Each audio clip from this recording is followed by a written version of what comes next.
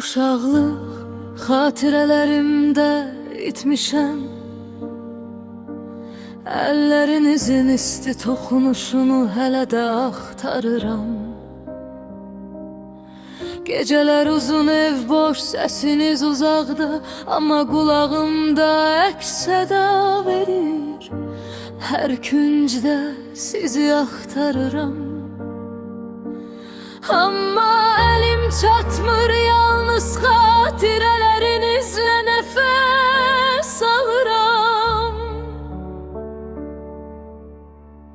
Sizsiz dünya soyuq və səssiz, hər gülük, hər səslənmə mənim ürəyimdə iz buraxır.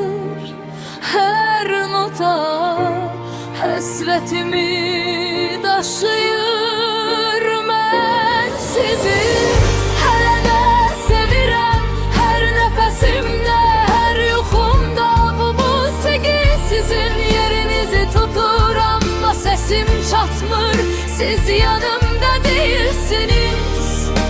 Hər an, hər nota sizin xatirənizi yaşadır.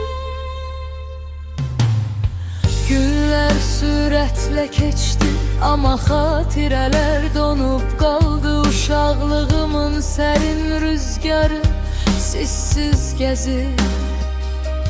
Hər küçədə, hər səslənmədə sizi axtarıram, amma tapa bilmirəm. Hər söz boğazımda qalır, hər göz yaşım sizin üçün damlayır. Uşaqlıqdan qalan boşluq içimdə qaynayır. Sizin yoxluğunuz hər notda çırpınır. Gecələr soruşur, onlarsız ürəyində nə qaldı? Və mən səsim qırılır, hıçqıraraq, bağıraraq.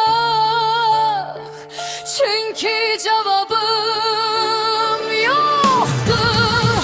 Hər xatirəniz mənimlə nəfəs alır, amma siz mənim yanımda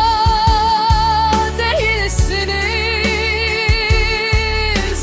Bu park, bu gecə, bu səssizlik sizi xatırladır, amma geri gətirmir.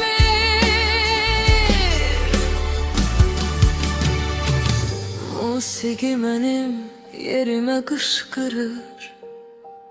Hər final nota sizin yoxluğunuzun sədasıdır.